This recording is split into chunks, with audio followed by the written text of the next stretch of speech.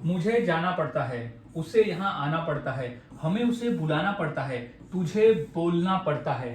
तो यहाँ कॉमन क्या है? यहाँ कॉमन है पड़ता है, यानी किसी कार्य को करना पड़ता है। So welcome back to my channel guys, और आज का हमारा डे नंबर है 24, स्ट्रक्चर नंबर है 24। और आज के इस वीडियो में, क्लास में, हम इस तरह के वाक्य को इंग्लिश में बनाना सीखने वाले हैं जो सेम टाइप के हैं। बोलते ना अपन, पड़ता है, मुझे जाना पड़ता है, उसे यहाँ आना पड़ता है, हमें उसे बुलाना पड़ता है, तुझे या तुम्हें बोलना पड़ता है। तो यहाँ कॉमन है पड़ता है। यहाँ किसी कार्य को, कर्ता को करना पड़ता है, उसकी मजबूरी है, वो खुद से नहीं करता, उसकी खुद की इच्छा नहीं है, लेकिन उसकी मजबूरी है कि वो किसी काम को उसे करना पड़ता है। तो आज हम ऐसे ही वाक्य को इंग्लिश में बनाना सीखने वाले हैं, क्योंकि इस तरह के वाक्य को तो हम इंग्लिश में रोजाना के अपने हिंदी के बोलचाल में बोलते ही है। तो इस क्लास को करने के बाद से हम ऐसे वाक्य को इंग्लिश में कैसे बनाते हैं और कैसे बोलते हैं, ये आज हम 100% सीख जाएंगे।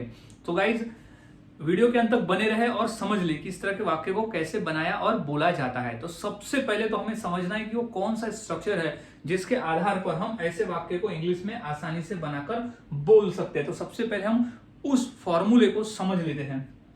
तो हमारा जो फॉर्मूला है उसकी शुरुआत होती है सब्जेक्ट से। सब्जेक्ट यानी क्या होता है? कर्ता। सब्जेक्ट यानी होता है कर्ता। अब कर्ता जो है वो सिचुएशन के हिसाब से बदलेगा। कोई भी, जो भी कर्ता होगा उसे वो काम को करना पड़ता है। वो कार्य भी कोई भी हो सकता है और कर्ता भी कोई भी हो सकता है। सो सबसे पहले आ जाएगा सब्जेक्ट। सब्जेक्ट जो है वो बदलेगा। अब सब्जेक्ट कौन से होते हैं? वो होते हैं ये वाले सब्जेक्ट जो होते हैं, ये होते हैं जैसे I, you, we, they, he, she, it, और ये किसी का नाम या राम या नेहा हो सकता है, कोई भी नाम हो सकता है। लेकिन ये जो हमारे सब्जेक्ट होते हैं ये बेसिक सब्जेक्ट्स हैं जो कि होते हैं। अब plus have to, has to. अब हैव टू और हैज टू हमें लगाना पड़ेगा, क्योंकि हैव टू और हैज टू का ही मतलब होता है पढ़ता है। हैव टू और हैज टू का ही मतलब होता है पढ़ता है, यानी किसी कार्य को करना पड़ता है। तो अब हमने समझ लिया कि सब्जेक्ट और हैव टू और हैज टू। अब ऐसा नहीं है कि हर सब्जेक्ट के साथ में हैव टू और हर सब्जेक्ट के साथ में हैज टू लगेगा। तो मैंने यहाँ टेबल बनाया है, उसमें समझ लेते हैं कि किस सब्जेक्ट के साथ में हमें हैव टू लगाना है और किसके साथ में हमें हैव टू का प्रयोग करना है।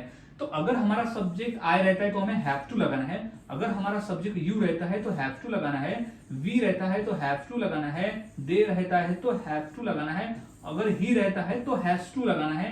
शी रहता है तो हैज टू लगाना है। इट रहता है तो हैज टू लगाना है। और अगर किसी का नाम रहता है जैसे राम या नेहा, तो वो हमें हैज टू लगाना पड़ता है। सो गाइज, अब हमने समझ लिया कि किस सब्जेक्ट के साथ हमें हैव टू लगाना है और किसके साथ में हमें हैज टू का प्रयोग करना है। हमने फॉर्मूला भी समझ लिया और हैव टू हैज टू कहां लगाना है वो भी समझ लिया। अब हैव टू हैज टू के बाद V1 यानी क्रिया का पहला रूप। अब क्रिया का पहला रूप यानी क्या है कि कौन सी क्रिया को करनी पड़ती है, यानी कौन सी क्रिया को करना पड़ता है, वो हम V1 में लिख देंगे। ये सिचुएशन के हिसाब से बदलेगा। V1 जो है वो सिचुएशन के हिसाब से बदलेगा, कोई भी क्रिया यहाँ पे आ सकती है। फिर प्लस ऑब्जेक्ट बचा हुआ भाग। तो हमारा कंप्लीट फॉर्मूला है subject plus has two plus V1 plus object. अब हमने फॉर्मूले को अच्छी तरह से समझ लिया है। अब हम फॉर्मूले के आधार पर वाक्य को इंग्लिश में बनाना सीखते हैं। तो सबसे पहला हमारा वाक्य है मुझे जाना पड़ता है। मुझे जाना पड़ता है। तो अब इसकी इंग्लिश क्या होगी, फॉर्मूले से सीखते हैं। तो सबसे पहले सब्जेक्ट लगाना है, तो मुझे के लिए हम यूज करते हैं आई।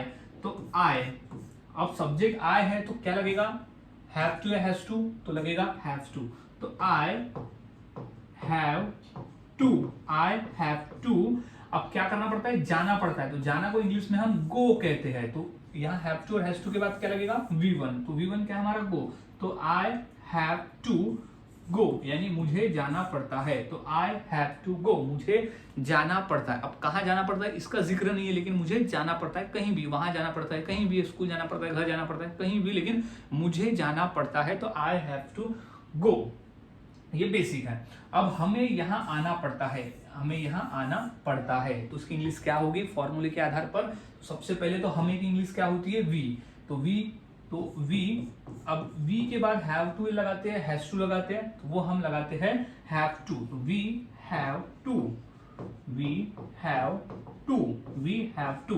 क्या करना पड़ता है? यहाँ आना पड़ता है। आना को इंग्लिश में कहते हैं कम, यहाँ को कहते हैं हियर। तो कहाँ क्या हो जाएगा? कम, क्योंकि कम जो है वो V1 है। कम जो है वो हैव टू के बाद V1 है। अब बचा हुआ भाग क्या है? यहाँ। तो कम हियर, तो यहाँ हो जाएगा हियर, यानी यहाँ। तो क्या हो गया ये कि we have to come here, हमें यहाँ आना पड़ता है। हम अपनी इच्छा से नहीं आते, हमारी मजबूरी है कि हमें यहाँ आना पड़ता है। तो ऐसे ही वाक्य को बनाया और बोला जाता है।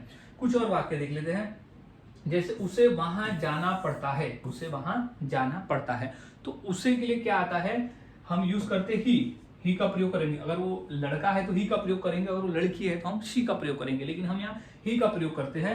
तो उसे यानी ही, अब हैव टू लगेगा या हैज टू लगेगा, तो वो लग जाएगा हैज टू। तो he has to, he has to. अब क्या करना पड़ता है, वहां जाना पड़ता है। तो जाना को इंग्लिश में कहते हैं गो, और बचा हुआ भाग है वहां, तो देयर। तो क्या हो जाएगा, ये दोनों मिला के गो। तो सबसे पहले तो वी बनाएगा, तो गो कहाँ, ऑब्जेक्ट बचा हुआ देयर, तो गो देयर। तो उसे वहां जाना पड़ता है, तो he has to go there, उसे वहां जाना पड़ता है।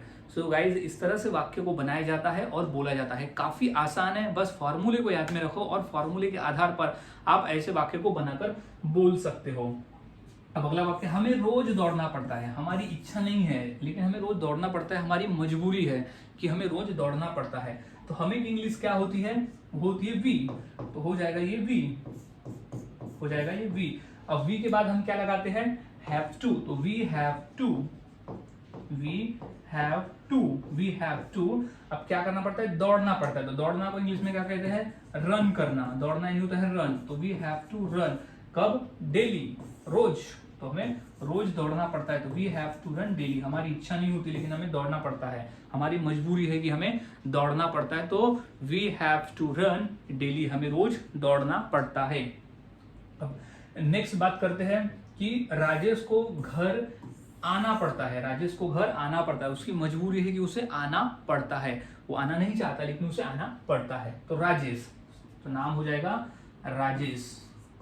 तो राजेश अब क्या है, पढ़ता है। तो राजेश अगर कोई भी नाम रहा यहाँ, तो राजेश एक नेम है, तो उसको क्या लगाते हैं हम, हैज टू। तो Rajesh has to, Rajesh has to. अब आना, आना को इंग्लिश में कहते हैं कम। तो राजेश हैज टू कम, कहाँ, घर। तो Rajesh has to come home, Rajesh को घर आना पड़ता है। तो Rajesh has to come home, Rajesh को घर आना पड़ता है।